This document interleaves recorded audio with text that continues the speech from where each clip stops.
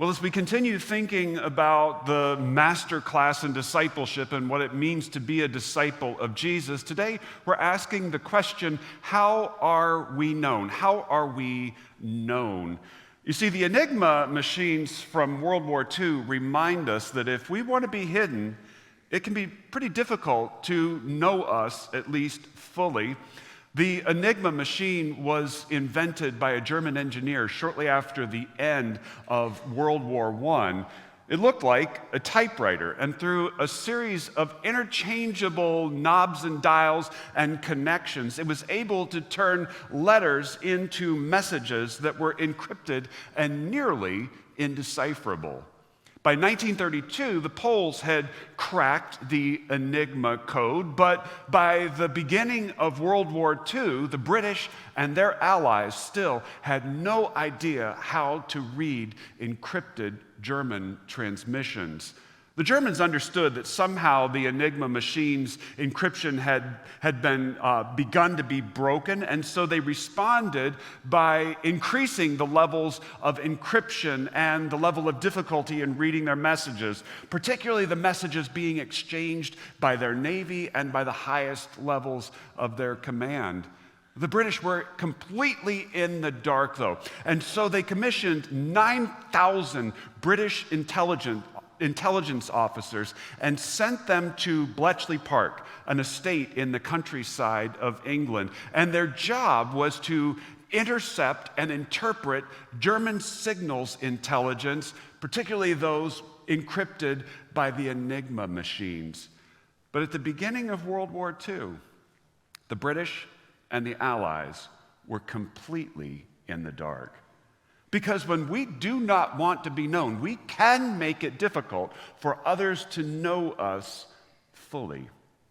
You and I, by and large, want to be known, actually, but not always accurately. Social media reminds us of the fact that the image that we portray to others around us is frequently an image that's curated, kind of like the way we curate the photos and the posts that we put on social media.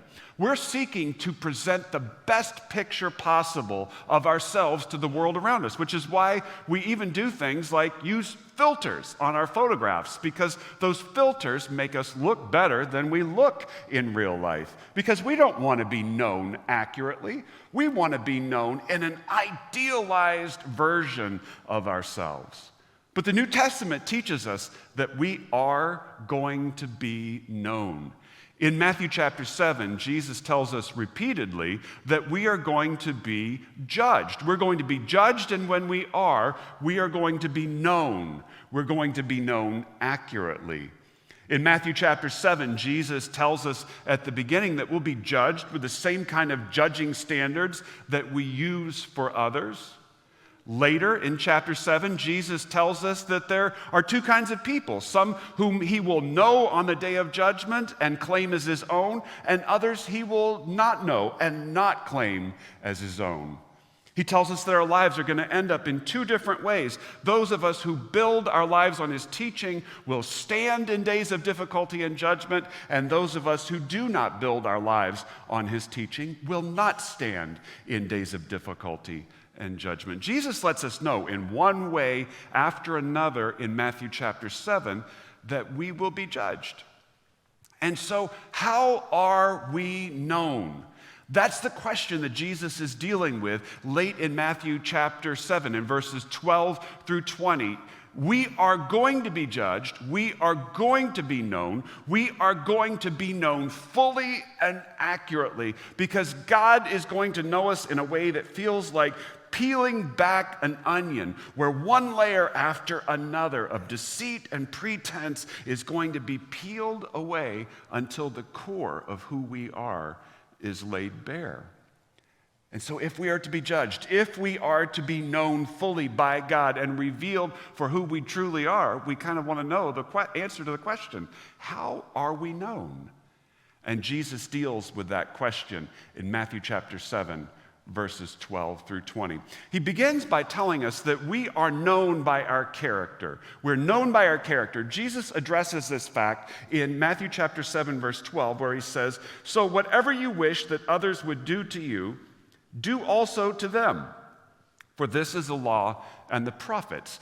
Jesus begins with that word so, which means that he is summarizing and wrapping up and referring to what just went before. So is almost like therefore or since. Jesus has said something important and now he's going to draw an implication from it.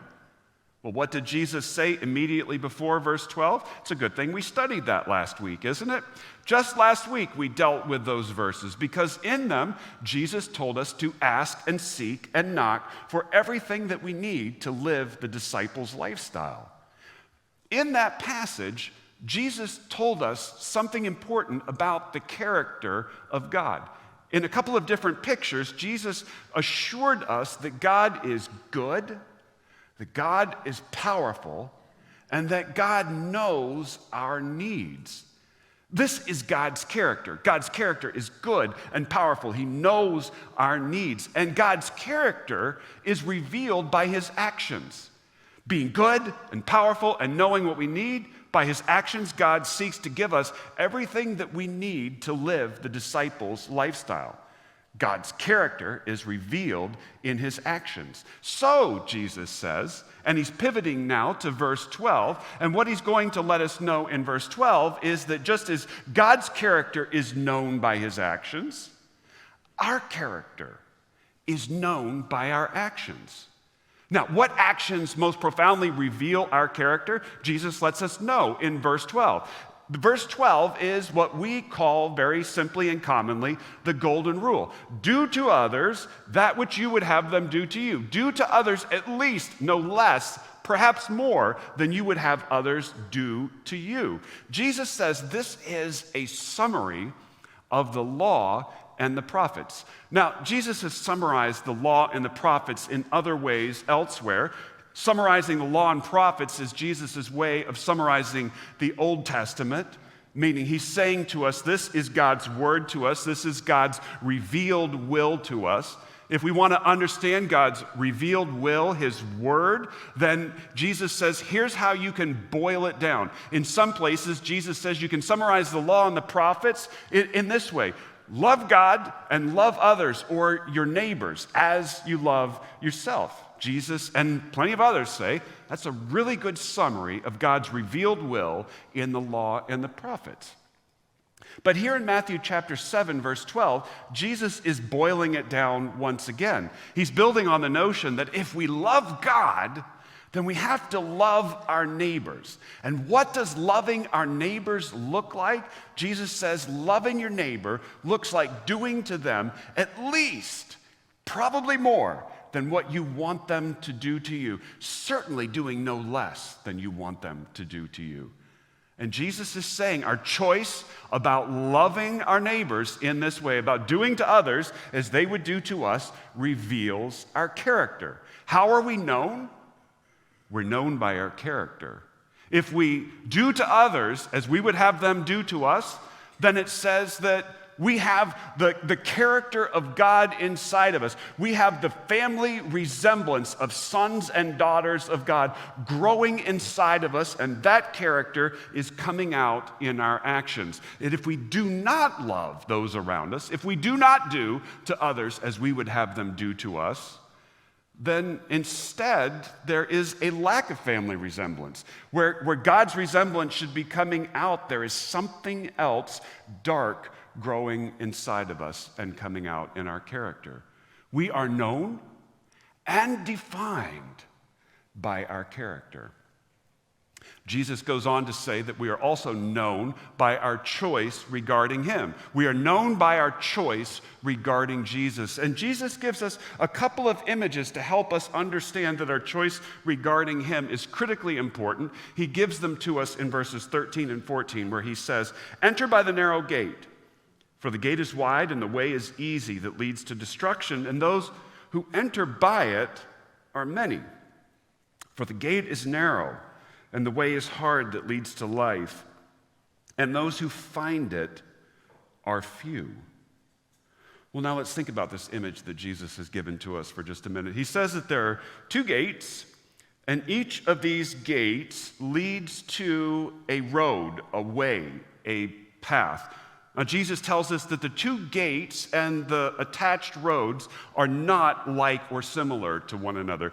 He begins with a broad, a wide gate that leads to a way that is also broad, and it is accommodating and easy. And he says because the gate is wide and the way is easy and accommodating behind it, many people take this gate and this way. But he says that this broad gate and this easy way that many people take leads, surprisingly, to destruction. And by destruction, Jesus means that those who take that wide gate and that broad, easy way are destined to a judgment that says that they are consigned eternally to hell, to judgment, and to separation from God and death eternal. Now, by contrast, Jesus says there is a narrow gate. And this narrow gate is attached to a way that he says is hard or difficult, meaning that it comes with, at times, suffering and even tribulation. But he says that this way is the way that leads to life. Few people will take it. It's difficult to find, and it's difficult as a pathway to walk. But those who walk it come to life. And by that, he means eternal life and the life of a disciple. There are two choices, he says. The broad gate leading to the easy way and the narrow gate leading to the difficult way. Two choices. We don't really like having two choices, do we? Baskin-Robbins reminds us that we like to have a lot of choices. Baskin-Robbins was founded shortly after World War II by two brothers-in-law, and from the very beginning, Baskin-Robbins made a habit of offering at least 31 flavors, one for every day of the month. They knew that we would like choices. It would keep us coming back. Now, over time, of course, Baskin-Robbins has had a lot more than 31 flavors, but you get the idea. There's a flavor for every day of the month. Choice is so important to Baskin-Robbins that they baked the number 31 into their classic and their updated logos. It's right there in the center of the B and the R.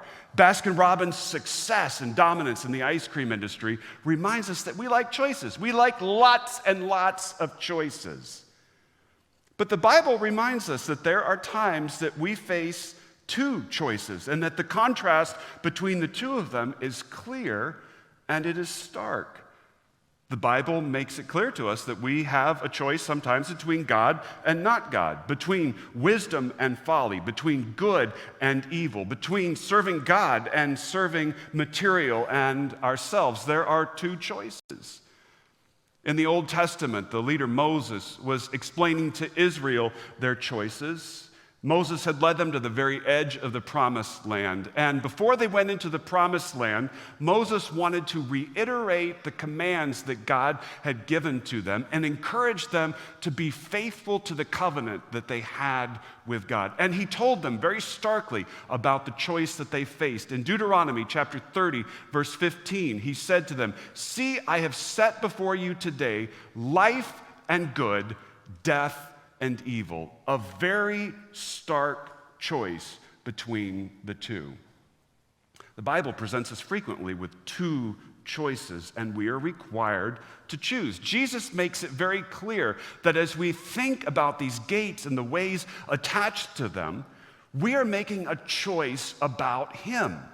When Jesus speaks about there being a gate, a narrow gate, Jesus is that narrow gate. He makes that clear in John chapter 10, verse 9, where he says, "I am the door," or "I am the gate. If anyone enters by me, he will be saved and will go in and out and find pasture." When we come to the narrow gate, that narrow gate represents Jesus, and we have a choice to make about belonging to Jesus or not. He goes on to explain that not only is he the gate or the door, but he is also the way or the road behind. In John chapter 14, verse 6, he says, "I am the way and the truth and the life. No one comes to the Father except through me." And so Jesus is saying that we make a very stark choice about the road that we will walk in life. Will we walk the road he walked? Will we live the lifestyle he lives? Will we live the lifestyle that he calls his disciples to live? The choice that we're making is a choice regarding Jesus. How will we be known? We'll be known for our choice regarding Jesus. If we choose the narrow gate and the difficult way, if we choose Jesus, then that way leads to life. This is the most important choice any of us ever makes in life, because if we choose the wide gate and the broad, easy, accommodating way that goes along with that, we're choosing eternal death and separation from God in hell.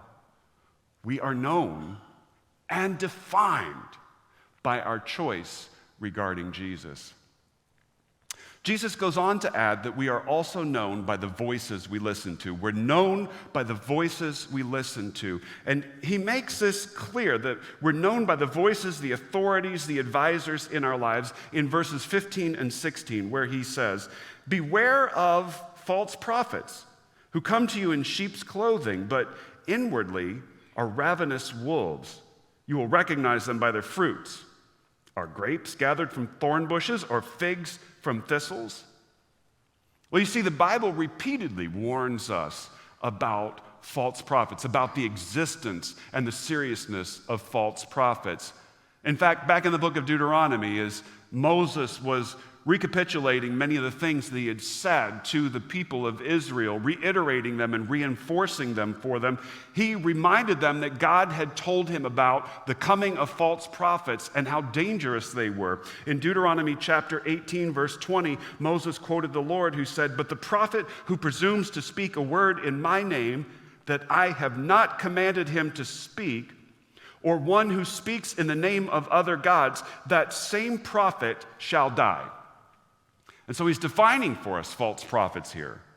False prophets are the ones who say they're speaking on behalf of the Lord, but really what they're saying is out of their own heads or from some other source. And Moses is saying false prophets exist, and false prophets are very dangerous. Jesus reiterates the significance and the dangerous nature of false prophets in Matthew chapter 24, verse 11, where he says, "And many false prophets will arise and lead many astray." Many false prophets will arise and lead many astray. Now, right here in Matthew chapter 7, Jesus is reminding us that these false prophets are frequently disguised. He gives us a picture that, if it weren't so deadly serious, would be hilarious, because he says false prophets wrap themselves up in the skin of a sheep to look innocent and harmless, which that's just a funny picture if you can see it in your head.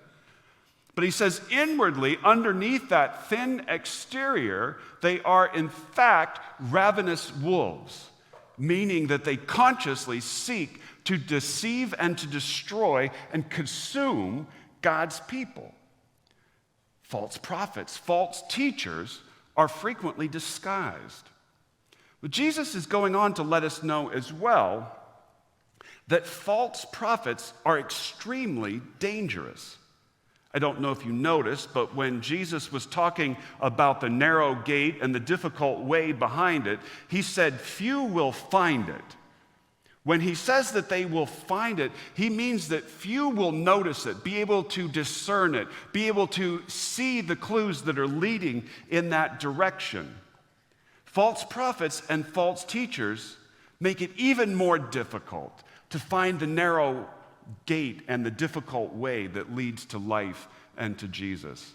And beyond that, false prophets and false teachers make it more difficult to stay on that difficult road that leads to life, make it more difficult to lead the disciples' lifestyle. They cause us to miss the narrow gate in the first place. They cause us to leave the difficult way that leads to life. Jesus wants us to understand that false teachers and false prophets are extremely dangerous. Now, the simple fact of the matter is that we are surrounded by false teachers and false prophets, just as Jesus told us. In our culture, we are constantly bombarded by false teachers and prophets who teach a radical brand of secularism. And by that, they mean that God is not welcome in the public realm and in public debate and discourse. Beyond that, we're surrounded by voices, by teachers who profess a radical kind of humanism.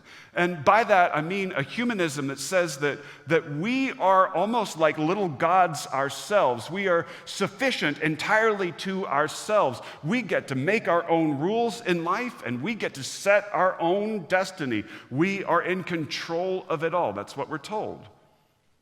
Beyond that, we're surrounded by voices that teach a radical kind of materialism. Now, that doesn't mean a radical kind of desire to have things, although that comes out of it. It's a radical view that says that the material world is self-creating, self-generating, and self-regenerating. And what that means is that the most important and real things in life are the things that we can see, touch, have, and hold. Those things matter, and nothing else does. And on top of all this secularism, humanism, and materialism, these voices teach a radical kind of individualism. And by that, I mean they take the statement that launched the modern age in a way, I think, therefore I am, and turn it into a statement of belief. I think, therefore I am what I think I am. I think, therefore I should have what I want to have. These false teachers and false prophets create desperate trouble for us. How are we known, though? How are we known? We're known by the voices we listen to. If we consistently listen to false voices, then eventually our minds are going to become consumed by those false voices. And if we consistently listen to false voices, eventually those false voices are going to lead us to false action. We are known and defined by the voices we listen to. Jesus ends by saying we are also known by our actions.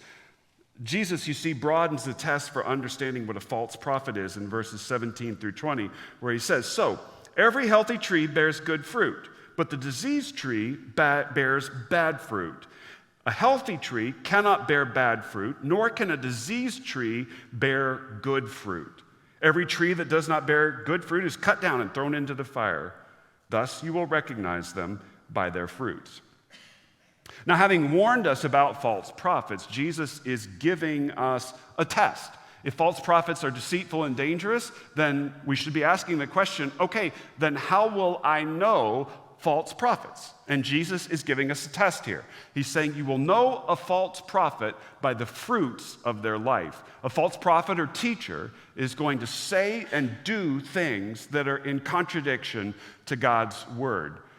They're going to do and say things that are in contradiction to, for instance, the law and the prophets and the gospel. They're going to say and do things that are in contradiction to the principles of loving God and loving neighbors.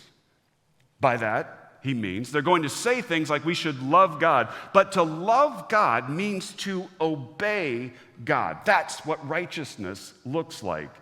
And eventually, a false prophet is going to do things that are unrighteous, that disobey God, and they will do so privately or publicly.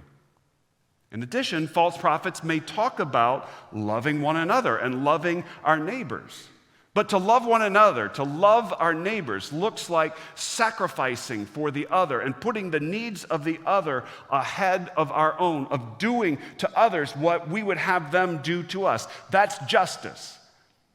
And eventually, the false prophet is going to do things that are unjust, will treat others in unjust ways, either privately or publicly. How do you know a false prophet? You know them eventually because they do things that are unrighteous and unjust, things that are unloving toward God and unloving toward others.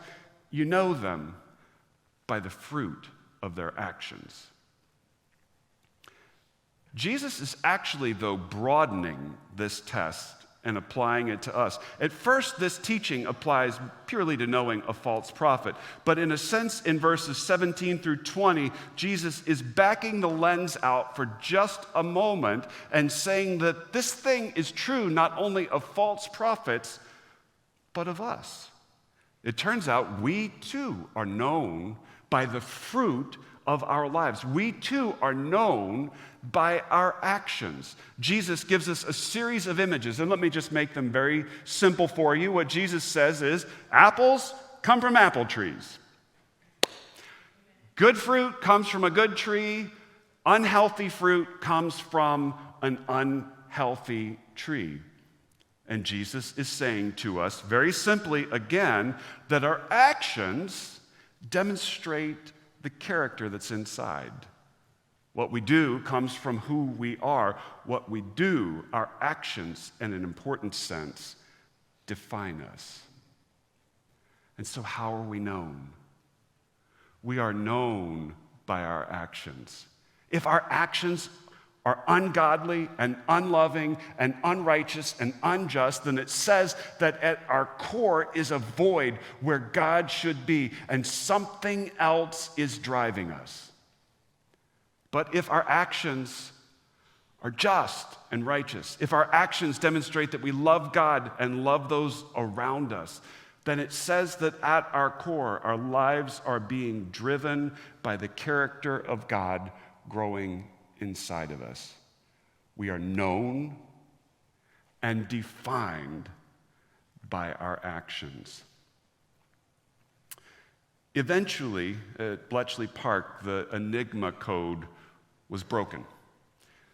The team there at Bletchley Park, led by mathematician Alan Turing, was eventually able to break the Enigma code. And when they did, they were able ultimately to decipher all of Nazi communications during World War II. They were able to read messages from the Eastern Front and the Western Front. They were able to discern what was going on land and even ultimately at sea. They even were able to break communications at the highest level of the German government in World War II. As a result, they knew everything about German movements, and so they were able to funnel supplies across the Atlantic Ocean. Troops, ammunition, fuel, all of the armaments that they needed for World War II, and consequently, as a result, were able to launch the D-Day invasion of Europe on time and according to plan. And launching the D-Day invasion of Europe, in all likelihood, took years off of World War II and saved millions of lives. It probably determined the course and outcome of World War II. Why? Because as it turns out, everything that is hidden and unknown will ultimately be known. Everything that we hide, everything that we try to deceive with, everything that we try to keep to ourselves is someday going to come out. We will be judged. We will be known. How will you be known?